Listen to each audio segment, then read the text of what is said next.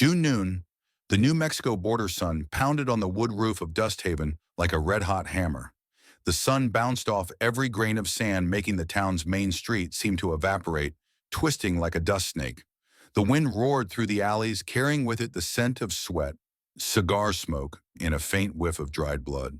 In the off-center square on what had once been a horse trading yard, a hastily erected wooden platform chest-high hung beside it, a sign scrawled in charcoal. Unclaimed children, for childy. A supplementary line was added below in slanted letters, weaned from crying, not yet spoiled. Three small figures stood on the stalls.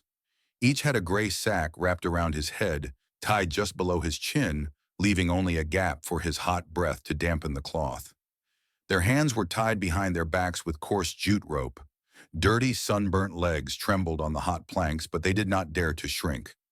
The auctioneer sat beside him, his bamboo stick waving like a venomous snake, ready to strike at any moment. Passers-by jostled, laughed, scowled, or shook their heads in dismay. No one really cared. The poverty along the Santa Verde had turned orphans into worthless commodities, sometimes cheaper than an old box of ammunition. The clanking of horse harness bells echoed as an old cart turned off the path and entered the square. The tawny mare, her bones showing beneath her skin, puffed out dust. On the wooden bench sat a huge woman, Abigail Calderwood. Her gray flannel coat was buttoned tight, hunched over her belly, as if embracing a barn of flour. Her bare arms were large, fleshy, but hard as old logs. Her face was round and sunburnt, with freckles under her eyes and glistening with sweat. Her black hair, streaked with silver, was tied low at the nape of her neck, held in place by a chipped ivory pin. Abby had no intention of stopping at Dust Haven. She needed a 50-pound sack of rock salt and some baking powder. The long drought on Uronga Ridge had made the bacon tasteless. That was all. But as the wheels crunched into the dry furrow at the edge of the market, the wind swirled around the corner of the tavern, bringing a hoarse sound to her ears like a wooden pole burning in a fire, a child hiccuping. The whip stopped short. Abby put her big bare feet on the ground. Dust whipped up around the hem of her skirt. Each step seemed to sink deeper than a normal person's. She walked straight toward the rack, her broad shoulders blocking half the glare of the sun. The auctioneer, faced the color of bacon beard, acrid from tobacco, looked up as her shadow obscured the counter. "The auction is tomorrow afternoon, ma'am." He hesitated, his eyes darting down the sweaty bulk as if to gauge how much she was worth in pounds of beef. Abby did not reply. She studied the three children.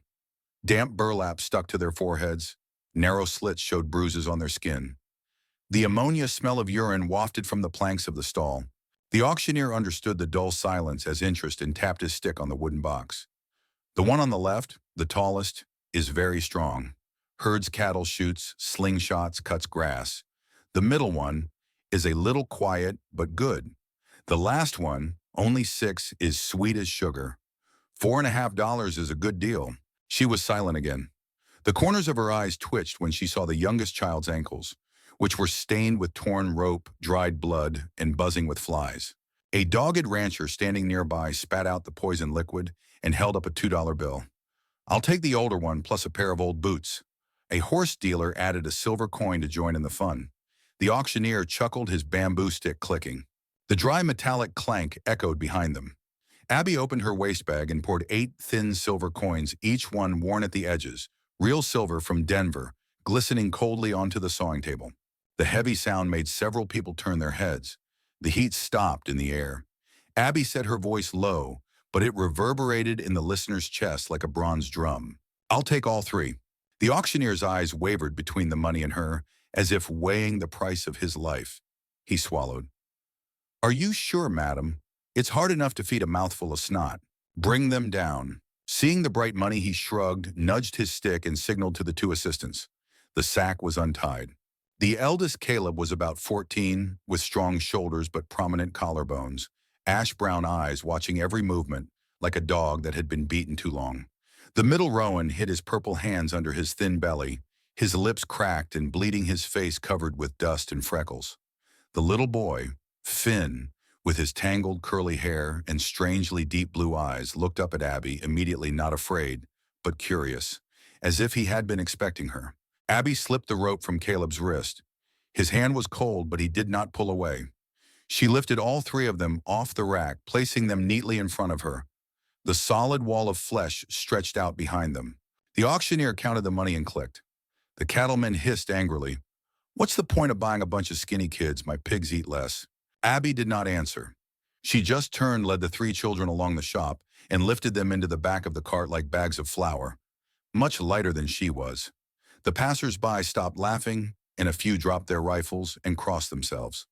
Perhaps they feared the reaction of a woman so big she could ram the railings of a tavern if she wanted to.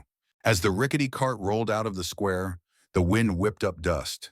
The sun filtered through the wispy clouds, shining a silver sheen of sweat on Abby's cheeks. She looked down the winding path towards Yoronga Ridge, 30 miles of broken rocks and bandits.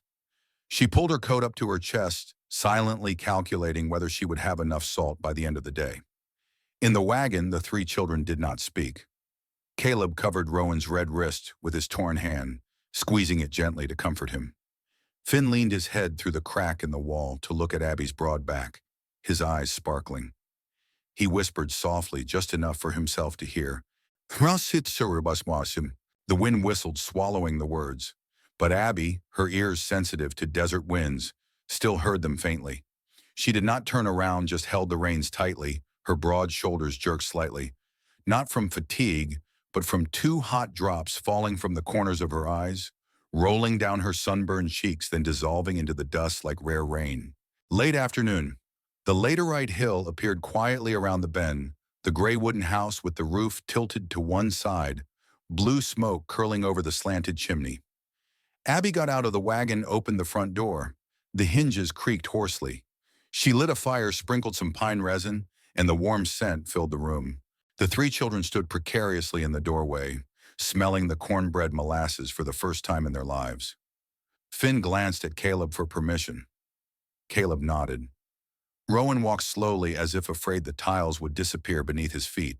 Abby set 3 wooden bowls, scooping out the golden fluffy cornbread. Without a word of courtesy, she simply said, "Eat." Flaming Abby's shadow stretched out on the wall, large and round, enveloping the old kitchen, like a thick blanket waiting to cover 3 hungry figures. The night wind whistled through the planks, but the fire crackled. The rare rain fell softly on the tin roof. In this harsh prairie, sometimes miracles were simply the smell of hot cornbread and a circle of arms big enough for 3 children to fall into without falling out. A thin mist crept across the fields, briefly dissipating into the pale gray dawn. On Yoronga Ridge, the wildfowl crowed hoarsely, echoing down the valley like a trumpet to mark the new day. Abigail woke before the 3rd crow, though she had only slept briefly last night by the cold coals of the stove. The 3 children were still sleeping, curled together like sparrows in the corner of the stove, her husband's old felt blanket covering their knees, smelling of pine smoke. Abby stood still for a moment, watching the 3 curled up, Caleb clutching Rowan's shoulders. The boy, a little thinner than Finn, leaning against his chest, and Finn buried deep in the blanket, only his curly hair and soft snorts showing. The children's sleeping faces suddenly became smaller, not like those who had been sold in the dusty market yesterday, but something more fragile, young shoots buried in the ash, needing only a little water to turn the leaves. She bent down, gently lifted the last log back into the stove, stirring the embers to make the fire crackle. After a while, the stove was hot enough to awaken the aroma of roasted coffee, half a tray of cornbread, and a bucket of cold water from the well. The smell of coffee spread, pulling Caleb up first. He was vaguely confused as he recognized the strange wooden roof. Then dark brown eyes fell on Abby's back, pouring flour water into the cast-iron skillet. Yesterday he had tried to force himself not to trust anyone, but the smell of food and the warm fire had penetrated that defense. "Wash your hands in the well on the porch," Abby said, not turning around, her voice broken, but not harsh. Caleb nodded slightly, though Abby couldn't see, and slipped out the door. Rowan and Finn were still half asleep. Finn sniffed at the smell of boiling molasses, his eyes wide and sparkling. "More cakes," he whispered. Abby put her index finger to her lips and pointed at the well. Finn understood and ran after Caleb on his bare feet. Rowan trailed behind, one hand clutching his stomach, growling. The stone well was right on the back porch, covered by the old wooden roof. The water was cold, but the children still put their hands in to wash. Caleb bent down, scooped up water, and covered his face. After wiping, he paused when he saw the reflection in the water. His eyes were unfamiliar, no longer surrounded by burlap. Finn curiously asked Abby the name of the sorrel. She answered shortly, "Clover. Lucky. Just brush the tangles out and she'll run away." Rowan chuckled. It had been a long time since he'd heard a name that was gentle instead of a command. After the cornbread, Abby dragged a heavy oak chest from the bedroom, its rusty brass lock. She opened the lid and the smell of damp wood and horse grease wafted out. Inside were a pile of men's clothes in large sizes, tanned flannel shirts, thick sweaters, faded jeans, a few pairs of fuzzy wool socks and a few neckerchiefs that smelled of dried sweat, all belonging to Jacob Calderwood, the lost miner in the copper vein underground. Abby sorted through them, handing each of them the least torn set. The clothes were too long, but the children didn't complain. Caleb rolled up his sleeves, Rowan forced a smile, as his sleeves covered half his hands. Finn slipped through his loose-fitting shirt, but his eyes were bright. Abby held out 3 more pieces of coarse soap. Bath in the little ash river behind the hill. Keep clean. Bring dirty clothes back, I'll boil them. Caleb was surprised she let them go, but when he saw the shotgun propped up against the doorframe, he understood she believed it wasn't guns that kept people. It was faith that kept them. While the children strode toward the river, Abby rolled up her sleeves and took a hoe to the garden. The bean patch that had been abandoned since last year was tangled with weeds. She dug the soil sweat running down the back of her neck. Hill rats hid in the shade of the hoe. Abby sighed, muttering, 3 rows of cabbage, 2 rows of corn, a row of squash for the kids. She calculated the amount of seeds in the ceramic jar. Just enough if the rains came on time. Every now and then she glanced up the hillside toward the river in the early morning light. 3 thin figures splashed. Finn's laughter echoed as Rowan splashed wet pants. Caleb scooped up water and splashed it back like a real mischievous brother. The sight brought a rare smile to Abby's round face, making her cheeks dimpled for a long time. When they returned, Jacob's clothes were soaked with river water sticking to his skin, but Rowan took the initiative to help Finn wring them out. Abby had reheated the red bean stew from last week, adding some salt she had just bought. She placed 3 wooden bowls on the rough table, then put her hands on her hips. I can't keep calling you tall boy, fat boy. What are your names? Finn glanced at Caleb for permission. Caleb hesitantly looked at Abby, saw her arms crossed, waiting, not urging, not forcing. He swallowed the corner of his dry mouth. Caleb, ma'am. Rowan, he continued hoarsely as if afraid his name would break. Finn pursed his lips, looked up at his smudged face. Finn, no one changed our names right. Abby paused for a moment, then shook her head firmly. My name is a gift from God. I wouldn't dare change it. Rowan let out a sigh of relief. Caleb put down his bowl, looking Abby straight in the eye for the first time. And your name? Abigail, but you call me Ms. Abby. Finn repeated Ms. Abby like he was tasting fresh honey, his mouth curving into a tiny smile. Caleb volunteered to chop wood that afternoon. He still remembered his father's awkward expression when he was young, but Abby's axe handle was rough, the scraps of wood cutting his hand, tearing the newly grown skin. By the time they reached the kitchen, blood was running down his wrist. Abby sat on a chair, grabbed his hand, didn't shout, just asked, does it hurt? No, but his hand was shaking slightly. She took out a black needle and the thread was dusty with ash. Caleb frowned. Abby said, look into my eyes. He looked up. Her eyes were amber, sparkling with the fire. 6 strong stitches, she blew gently as the needle went in. Finished, she tied clean gauze, waved her hand. Tonight, sharpen the axe. Tomorrow morning, I will teach you how to keep your tongue from cracking. Caleb did not understand why his throat was dry. He blurted out, thank you. Mom. The words fell out. Both of them were stunned. Abby blinked, sighed very softly, then stroked Caleb's hair that was still covered with soap suds. Mom is not used to that title, but keep it. People learn to cry. I also learned to listen. Caleb bowed his head, hiding his trembling smile. The night covered Yoronga Ridge with thick star blankets. The mountain wind carried the scent of late-blooming cacti. Abby placed 3 low wooden beds close to the stove, spread with felt blankets. Finn held Torch, the stray dog that had licked his hand in the yard, as a pillow. Rowan leaned on Caleb's shoulder, his mouth humming a broken nursery rhyme.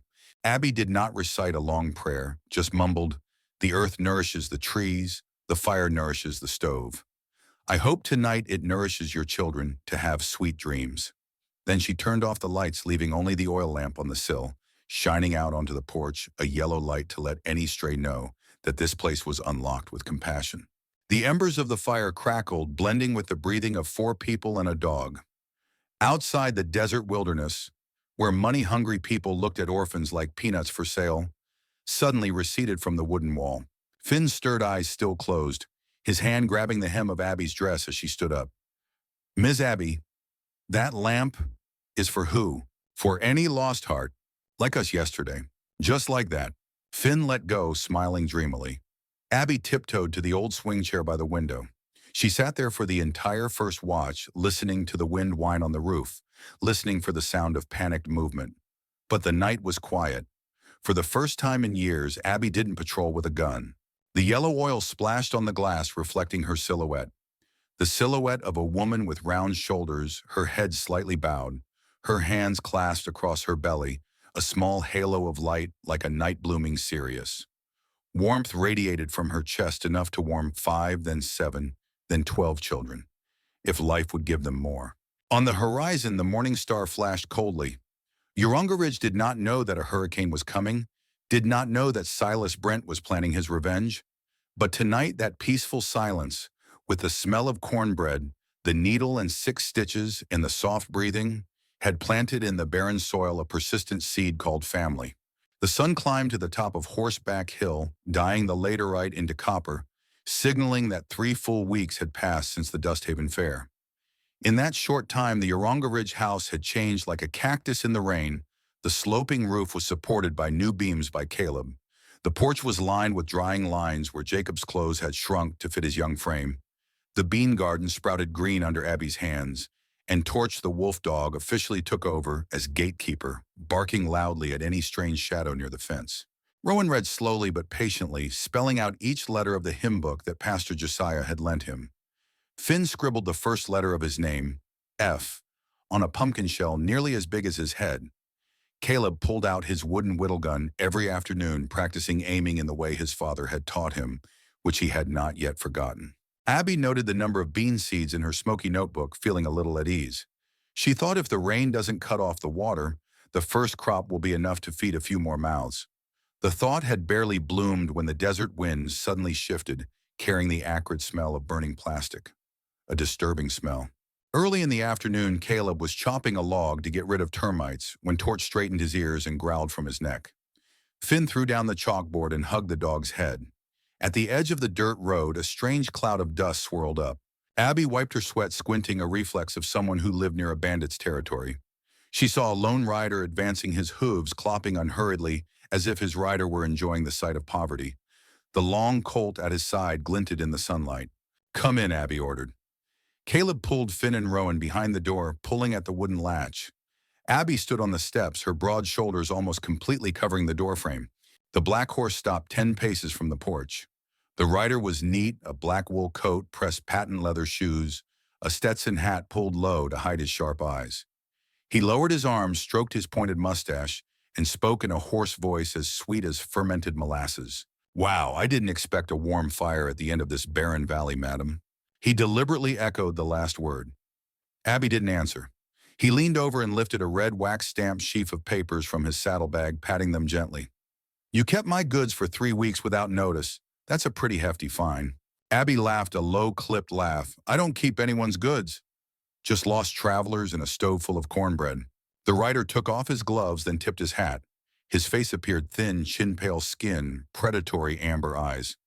Silas Brent, a man Dusthaven said had never been tied down. "Don't play dumb," Brent said, tossing the papers into the air, letting the first page flap and fall back into his hand as if by magic. "Custody transfer contract marked with San Mesa Grain, 3 units of underage males, legally owned by Silas Brent." Abby crossed her arms. "Your papers wouldn't buy the breath of a kitchen hen, let alone 3 living creatures." Brent frowned, glanced at the window, where the curtains were trembling. Finn was peeping, his eyes met his, and he immediately retracted as if he were looking at coal. Brent laughed, licking his lips. "They're wild," he said. "You think they'll be tamed in half a month of sleep? They bite. The oldest one broke a farmer's nose just because he was scolded. I bought them for a high price, and now you take them for nothing. Are you going to change your job as a babysitter to get rich?" Abby stepped down the stone steps, each step making the porch rattle. "I bought them.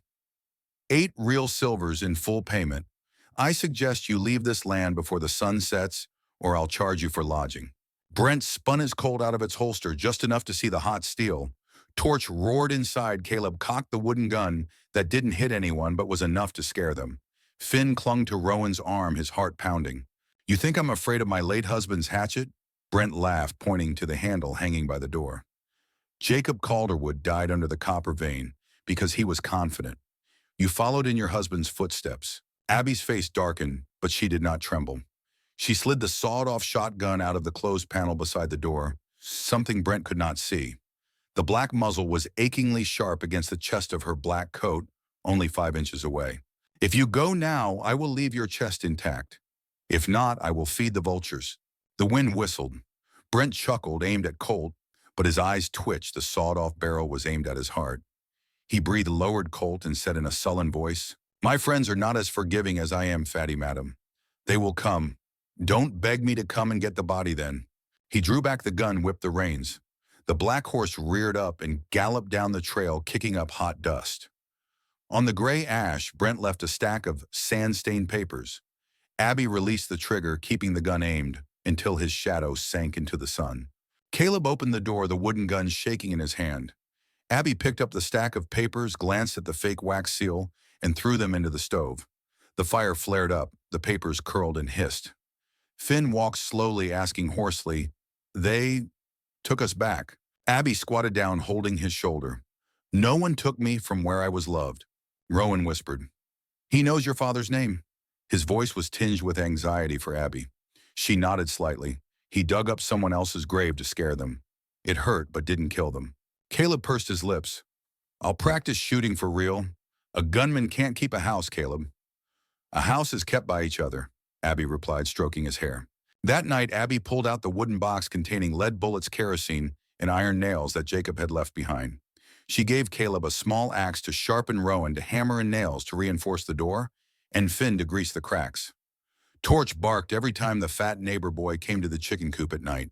Abby added a tall kerosene lamppost to the fence, its light shining 3 miles away, not just for Brent's orientation, but for any children wandering in the night to see the new safety torch. She knew light always called flies, but also strays. As the night wind roared, Finn slid between Caleb and Rowan, his hands cold. He asked softly, "If he comes back, will Ms. Abby really shoot?" Caleb squeezed his shoulder. "If I have to, Mom," he blurted out again, without hesitation. Finn said yes and fell asleep. Rowan kept his eyes open until late at night. He remembered the scene when he had been sold the pitch-dark sacks, the crack of whips, the smell of horseshoes. He turned his head to look at the fire now burning low, and saw Abby sitting in a chain chair looking out the door, shotgun propped up against her bare feet. Her large figure half covered his frame, but her back was as straight as a wall. Rowan closed his eyes, suppressing the warm, uneasy feeling. For the first time, someone had been awake to watch over his sleep. In the morning, Abby made strong coffee and invited Pastor Josiah Dunn, who rode a mule, to come check on the seeds.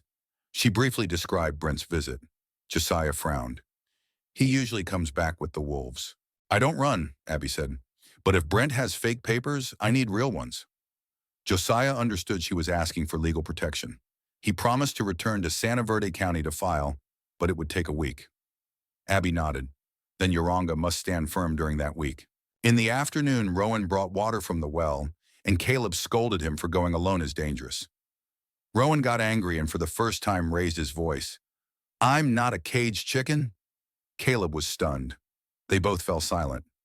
Finn looked at them fearfully. Abby called them out to the garden, gave each of them a seed, and said, "This seed lives or dies depending on how you take care of it.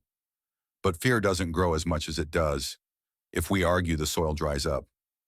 Rowan understood, murmuring an apology. Caleb placed the seed in her hand, smiling faintly. The third dusk, as Abby splashed the ashes along the porch, the Dust Haven bell rang 3 deep chimes, a signal only used in case of a major fire or riot. Yoronga Ridge, 30 miles away, could still be heard. Caleb realized not a fire, a robbery alarm. Abby squeezed the handle of the bucket Brent had been holding the town back to gauge its reaction. She looked up at the newly lit lamppost, its yellow flame flickering, a small, dogged light. In the dark rosebush desert, locusts scurried from the grass like cinders of an approaching sandstorm. Abby tightened her apron, thinking, if he wants to bring a storm to Yoronga, I'll teach it to taste cornbread. A thin line of smoke rose from the southern horizon. It might be the straw burning the town, or it might be a hallucination born of fear. But Abby turned in, holding the barrel of the gun. From now on, the fire would burn red and red, not just for warmth, but to protect the new name that had sprouted in the children's hearts family. The Dust Haven bells echoed off the mountainside all night like taut drums, and did not stop until dawn. No one in Uranga Ridge slept a wink. Torch growled at the door. Rowan sat on the windowsill, hugging his knees. Caleb paced the yard, checking the alarm wires. Finn huddled under the covers, clutching the streamstone he regarded as a talisman. Abby no longer sat in the chain chair. She stood guard on the porch, her sawed-off shotgun barrel slung across her arm, turning whenever the wind changed her broad shoulders like pillars supporting the sky. The 7 days Josiah Dunn had promised to take care of the guardianship proceedings stretched out like a dry season. News from Dust Haven came in bits and pieces the night the bell rang. Brent led 3 gunmen to burn the town warehouse to teach the people to be good, and painted the word tongue red as blood on the warehouse door. The deputy sheriff had his mouth broken when he dared to ask for papers. Abby heard the news and clenched her axe handle. The townspeople were afraid no one dared to go up the mountain to sell salt. The Uranga storehouse was running low. Abby broke half a loaf of cornbread and divided it into 4, hiding her anxiety behind a reassuring smile for the children.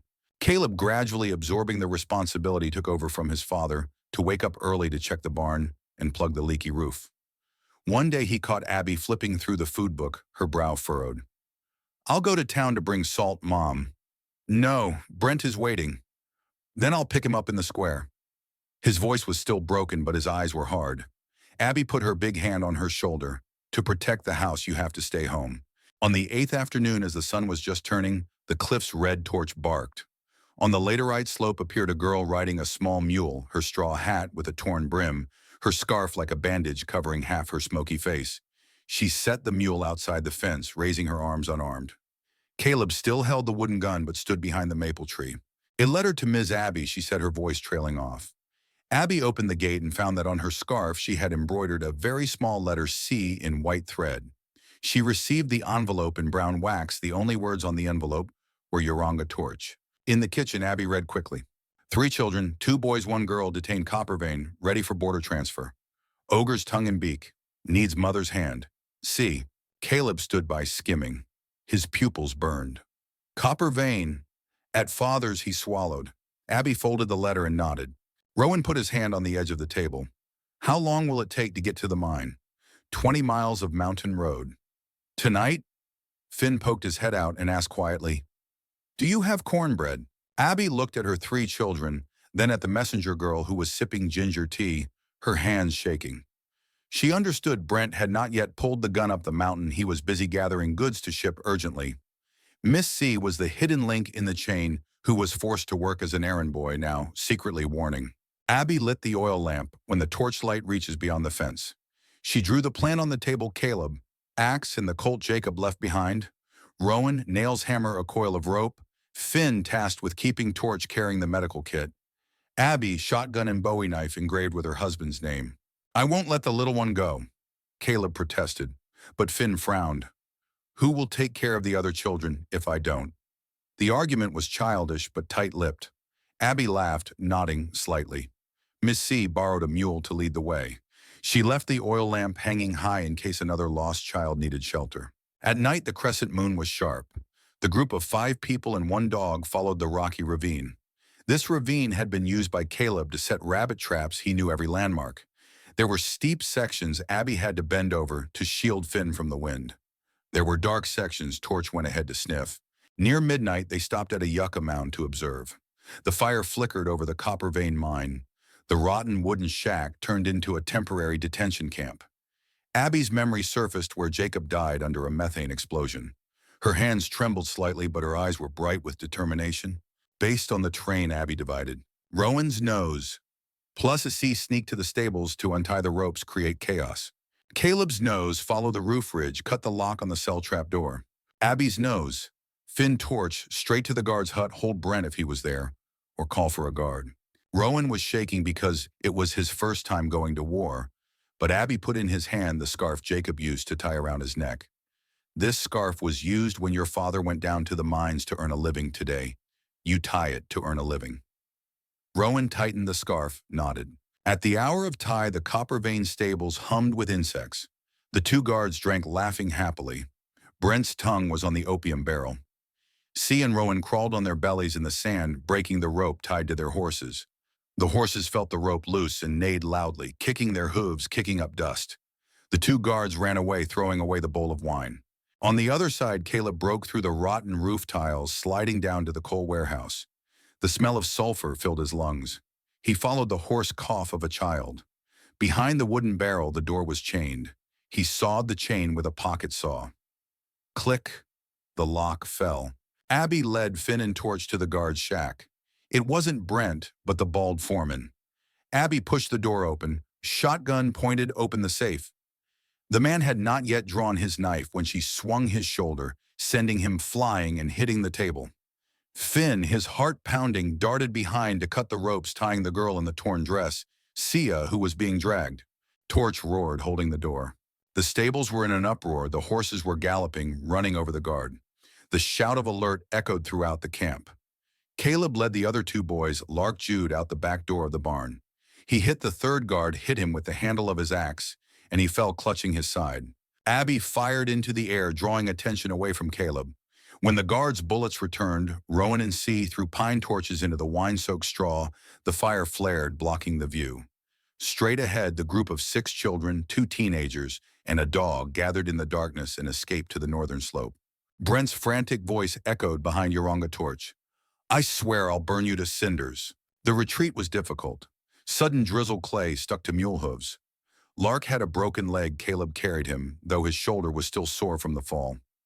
Abby led the way with a lantern, sweating at every step but not letting anyone slack off. Rowan helped Sia, whispering nursery rhymes to help her forget her fear. Finn busily fed her water. Near dawn, Yoronga Ridge appeared in the mist with a high yellow lamp, the torch Abby had left behind. C and Torch ran ahead, howling. The door opened. Josiah Dunn had just brought the protective paper with the red Santa Verde seal. He was horrified to see the muddy children, but Abby laughed loudly. "The paper is just right. The oven is just warm. Add 6 spoons to the box, Pastor." Finn shouted, "Do you have cornflakes?" Mom Abby laughed through her gasps. "Cornflakes for the team's son."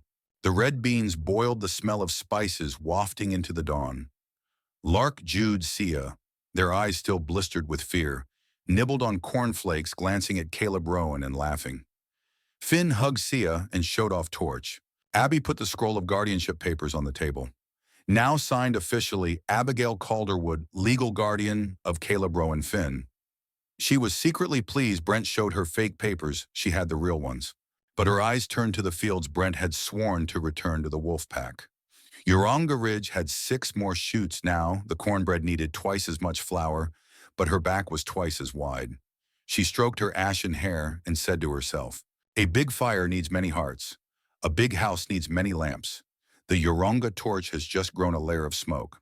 By the window, the oil lamp still burned, but brighter because each new child carried another ray of light, connecting the chain of souls along the mountainside, forming a stormy fire with the desert night.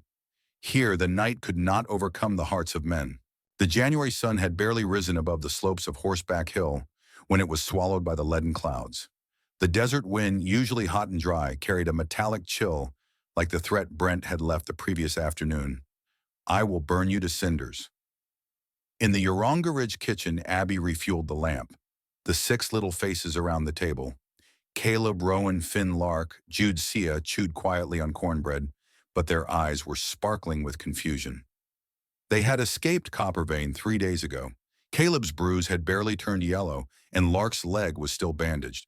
Abby placed the oil paper map in the middle of the table, and with chalk drew 3 red circles around the farm. East Road, the trail from Dust Haven, where Brent would surely come. West Road, the dry ravine where the bandits hid. Little Ash Creek in case of retreat. "I'm not running anymore," she said, her voice warm but firm. "The house stands, we stand." Caleb, his shoulder still sore, showed off his carpentry skills. He cut the leftover planks into a wooden shield, built hinges, and erected it around the porch. Rowan carved a crack in the wall and buried a salt and pepper shaker coal ash mixed with black pepper to make the dust explode when it hit the fire.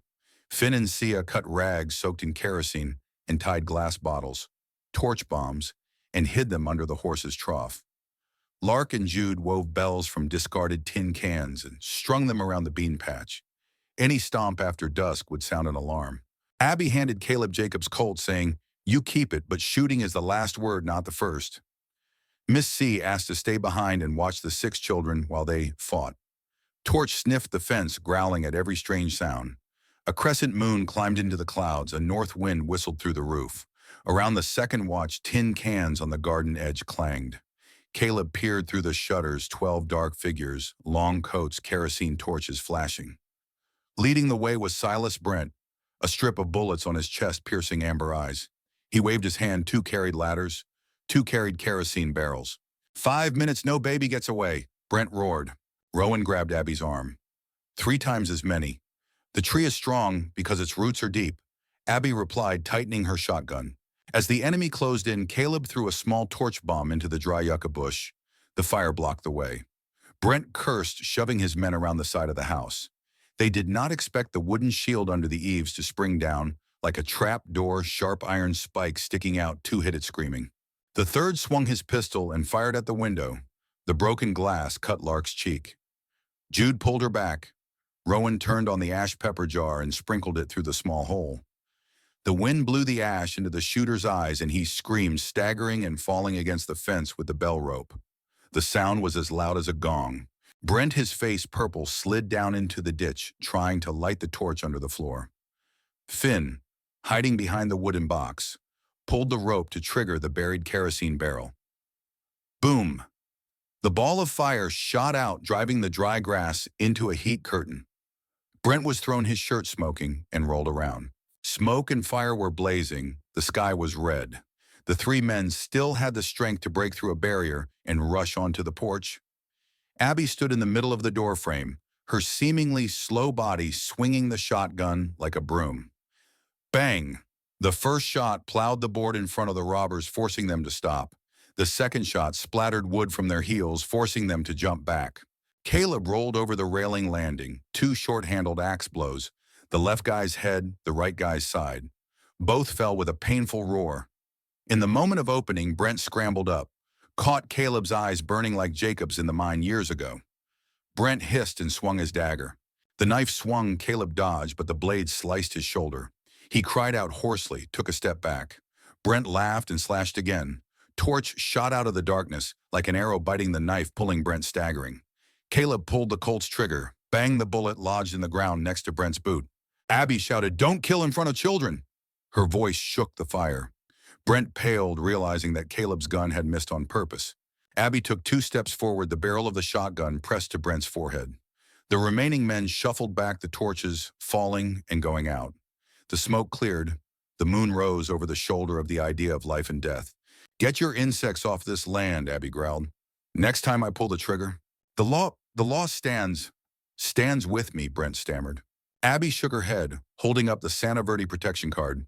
Pastor Dunn had delivered it in the late afternoon. "Real law. You only have fake paper."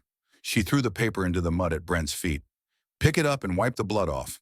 Brent looked around, saw his men dragging their feet, the 2 of them losing their will. The Uranga house with its oil lamps flickering behind the window, 6 small faces half exposed to the kitchen light. It was no longer a shipment. It was a fortress of flesh and news. He slipped away, supporting the less injured man hiding in the smoldering yucca, not daring to look back. Caleb, exhausted, leaned against the porch pillar. Finn burst into tears when he saw the blood soaking his shirt, but Abby stroked his hair, the blood of standing, not falling. When the first light stained the sky, the Uranga yard smelled of burnt wood and gunpowder, but the porch still stood. The bean garden only burned at the edges. Abby, her shirt ablaze, bandaged Caleb's cut. Rowan applied medicine to Lark. Jude taped a cloth to the hole in the door. Finn watched as Torch licked his sore tooth. Reverend Dunn, who had just returned, looked at the battlefield in amazement. He asked Abby if she wanted to pursue Brent. Abby shook her head. "A wounded wolf is madder, but our stove is bigger than the wolf's belly." Josiah pointed to the oil lamp still burning on the pole and nodded. "Then we should hang it higher." In the afternoon, the north wind became less bitter. Abby told the children to scatter the ashes on the burnt ground and sow new beans. A double seed. When the fire takes a row of trees, we plant two, she said. And by the fence, she erected a second lamppost connected by an oil cord to keep it burning all night. Caleb stuck the empty shell casing under the maple tree, carving the word stand. Rowan tied Jacob's smoky scarf. It fluttered like a flag. Finn took a piece of charcoal and wrote Home X7 on the porch board, then added a plus sign and the number 1. At night, the 6 children slept huddled together, Torch with his front legs up, ears still pricked, but eyes half closed with relief. On the porch, Abby sat in a chain chair, her shotgun still in her hand, not out of fear, but out of the promise of protection. Brent was probably licking his wounds from Dusthaven. Perhaps he had gathered more guns, perhaps drifted across the border. But under the stars, Yorongaridge sent out a second beam of light farther than the first. The twin torches, like 2 outstretched arms, announced to the lost. Here's cornbread and a bed and a fat mother who'll stand in the storm. The spring sun rose over the Jicarilla Mountains, pouring a honey glow on 2 newly set oil lamps. Yorongaridge no longer smelled of cigarette smoke after the battle. Instead, there was the scent of freshly turned earth, freshly roasted cornmeal, and the faint scent of turpentine still wet on the fence posts Caleb had added. The once rickety house now resembled a wooden fortress, but the most dramatic change lay within the 6 children no longer looked at the windows as loopholes, but as picture frames open to the sky. 3 days after the attack, Reverend Josiah Dunn returned with a team of horses carrying 2 wooden crates marked Santa Verde County. In the yard, he spread a burlap cloth on a wooden board, laid down a bright red seal, and a roll of cowhide, the Yoronga Lantern Home Charter, a document recognizing Abigail Calderwood as the guardian of the most children in the entire Western Territory. Abby wiped her hands of dirt and signed her name shakily. Beneath the shaky signature, Caleb added a line of ink as a witness. His handwriting was not yet beautiful, but it was steady. The last stroke was long and solid like a fence. Josiah patted Abby on the shoulder. From now on, Brent will attack this house and he will attack the governor. Abby smiled and said, all paper is brittle, but we need the firewood of the law in our kitchen. The charter included provisions, classrooms, medical records, and food logs. Abby assigned Rowan, who read slowly but surely, to keep the warehouse log. He eagerly drew squares, wrote down individual beans, and at the end of the page drew a young maple tree. Caleb was in charge of security. He marked the night shift, teaching Lark how to read the moon's shadow to measure time. Finn, Sia, and Jude jostled each other to learn the alphabet. Torch sat guarding outside the classroom door, seemingly wagging his tail at the sound of spelling. In the afternoon, Abby lit the communal stove, put on a giant pot of red beans. She said, from now on, every Friday, whoever tells a good story during the week will get a piece of bacon. Finn was eager to show off that he had taught Sia to write the letter S. The piece of meat was small, but the aroma filled the kitchen, the first reward the children had created themselves. Even though Brent withdrew, the windy night still startled Lark. Once the oil lamp went out and she screamed, holding her wounded leg. Rowan lit the lighter and the light flickered. Caleb sat down and handed her an empty bullet casing, engraved with the word stand. It was on the porch. When you hold it, the darkness recedes. Lark squeezed the shell, his breathing even. Abby saw, did not interrupt, just left the kitchen to take the wool blanket Jacob had left behind, the blanket that had not been torn by the cold at night, now covering 6 growing bodies. She understood fear disappears when someone shares the warmth. A week later, the second kerosene lamp was lit steadily, the orange smoke billowing into the night like a sail in the desert. And it did call people. One dusty afternoon, a 13-year-old Apache boy, his shirt wrapped in a sash, staggered to the fence crying with thirst. Caleb carried him into the house. Finn hurried to pour him water. The boy was named Koa, a runaway from the railroad labor escort. He said there were 3 more being herded south. Abby glanced at the charter on the shelf, knowing that the new law was about to be tested by fire before the ink was dry. Abby called a family meeting in front of the kitchen. The protection papers allow us to take Koa, but to save 3 more would mean going far away, leaving the house empty. Caleb insisted, I'm going. Brent probably hasn't finished licking his wounds. Rowan chimed in, the house still has a fence, a light in us. Abby looked at the 12 thin hands raised in approval. Then she looked at the young bean patch by the window, green leaves pressed against rough wooden bars, and thought courage is like a seed. The more it is sown, the more it grows. She nodded go, but bring back news and human seed. The day before departure, a rare first rain of the season fell. Water poured down like a bucket, drowning out the sound of insects. Instead of being afraid, the children rushed out onto the newly planked porch, holding their mouths open to catch the water. Torch barked in tune. Abby looked up the rain streaking her cheeks, washing away the ashes of battle that clung to her hair. As lightning tore across the sky, the oil lamp illuminated two torch poles that burned brightly through the water, like two biceps fighting the storm. Abby imagined Brent standing far away watching the lights. He would understand that Yoronga burned brighter the more frightened it was. The morning after the rain, Koe had the strength to call Abby Big Mom. He wove a three-stranded grass wreath symbolizing earth, fire, and water and hung it on the gatepost. Sia added a colored cloth bow. Lark decided to write the word welcome in large charcoal on the old board. Josiah Dunn, who had returned with some primers, laughed and said, "In 3 months, Yoronga will be bigger than the church class." Abby replied, "When my stove runs out of flour, I teach my children to grind corn. When my corn runs out, I teach them to sow." In the afternoon, Caleb packed his Colts.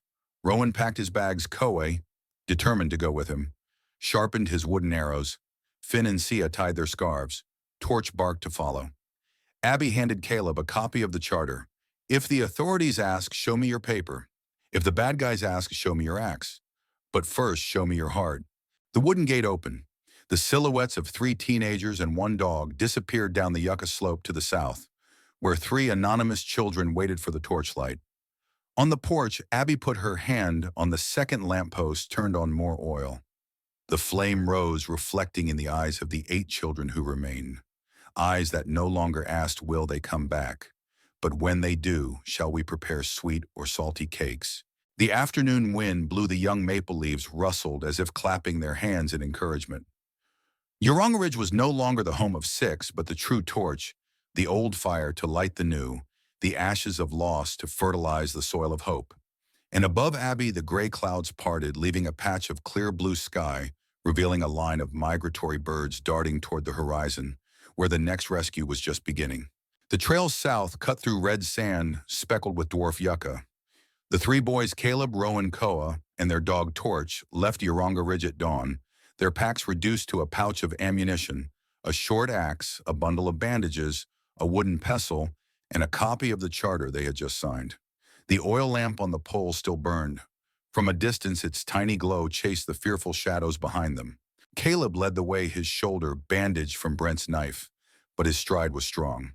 Rowan carried the medical kit, his heart beating steadily in a silent rhythm. "Come bring them, come bring them." Koa bent his ears, alert to the sound of breaking branches, his jungle instincts still raw from his forced labor on the railroad. Torch circled, scenting. At noon, they camped by a dry creek dividing the popcorn. Koa drew with a stick 3 diagonal marks in the dirt, the Apache tribal symbols, free-chained and freed. "We'll erase the chains on 3 more, he said, his eyes dark with mist. Rowan softened. "And draw a house." Koa nodded, drawing a circle around the 3 diagonal marks. Afternoon mist obscured the sun. A column of coal smoke silently marked the horizon, the Santa Rio Railroad camp, the destination. Santa Rio had no walls but rows of wooden stakes bristling with wire. Lads carrying rails, coal, and explosives were strewn about. The overseer wore a leather jacket and a bullwhip. Behind the grain store, a small barn holds 3 children, Thomas 11, skinny brown, Nico 9, Mexican Apache, big eyes B, 8, dirty red hair, muddy skirt on the shoulders. Caleb and Rowan crawl along the ditch. Koa climbs the steep bank, watching the guard path. Torch is tied far away, avoiding barking. The night is not kind, the moon is bright, reflecting the sand like salt rock. The plan Caleb quickly sketches behind the yucca root. Koa create a distraction, let the horse carry stakes, cause chaos. Rowan sneaks into the old warden's ammunition depot, breaks the end of the gunpowder candle to make a flare. Caleb saws the lock of the barn, leads the children to the sand ditch, circles up the hillside to the north. The hourglass is measured by the heartbeat. Koa smears mud over his wild skin, crawls like a cat's shadow to the horse paddock. He picks up dry mimosa branches, lights a red fire from the secret stove. The fire caught the horses' tail hair. They neighed, kicked their muzzles, tossed their ropes. The hoofbeats were chaotic, the smoke was blown away, and the torches were running wild. The guard roared, "Hold the horses." The children's stable was unlatched. Rowan broke the wooden lock, dragged the gunpowder barrel, broke the red shell, and the fuse was upturned. He didn't explode a rainbow, he just threw each piece of gunpowder onto the sand and lit it. Poof crack. The string of flares was bright white, the sound was crisp, creating the illusion of a major attack. Caleb waited when the guard left the stable. He jumped, chopped the rusty chain with an axe. Tomas trembled, but Caleb said softly, "The family is waiting." Nico led Bee, though she cried because her feet were swollen.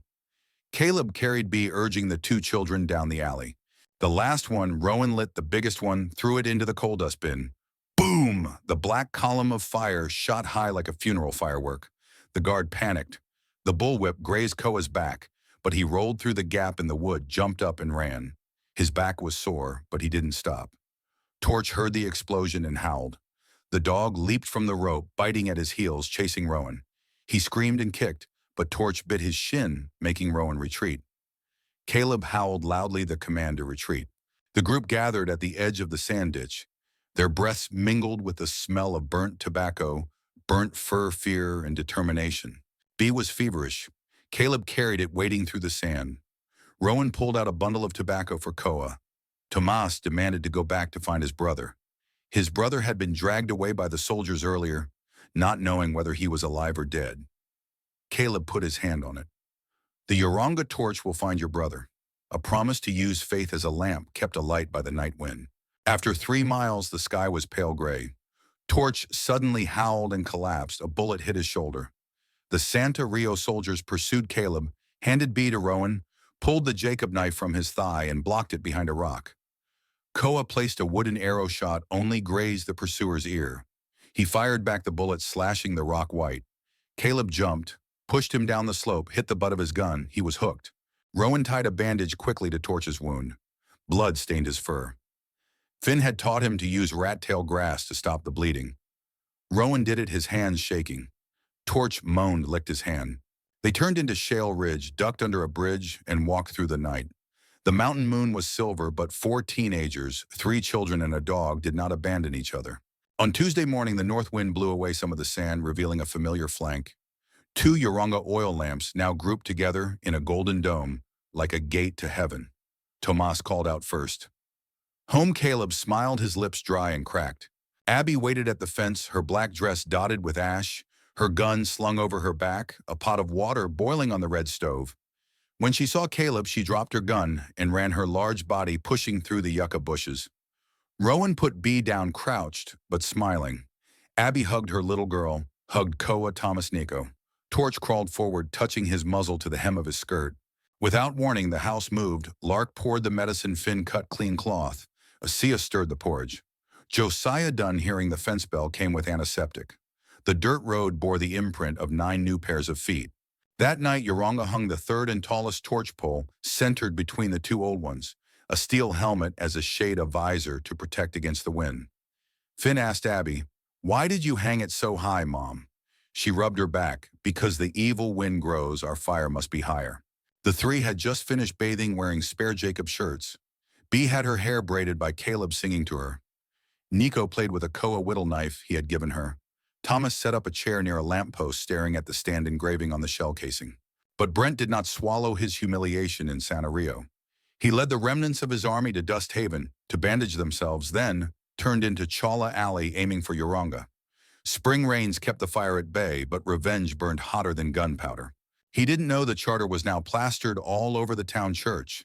A $50 reward was offered for information on the kidnapping ring. The Santa Verde magistrate, having received a report from Abby and Josiah, had issued a warrant for Silas Brent.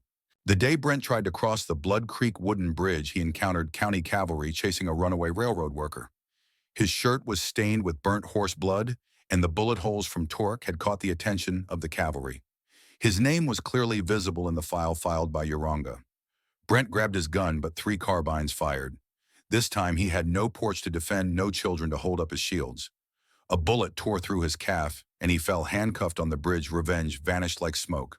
News of Brent's capture in Santa Verde County reached Yoronga via Josiah's paper pigeon. Abby read it, placing it beside the charter. "Can a torch kill a wolf?" Finn wondered. "Not to kill," Abby replied. "Just to light it up so the justice can see it." Caleb added, "and to show the wolves that the children are not afraid of the dark." Spring came as promised. The bean patch bloomed with pale purple flowers, the squash vines were thick.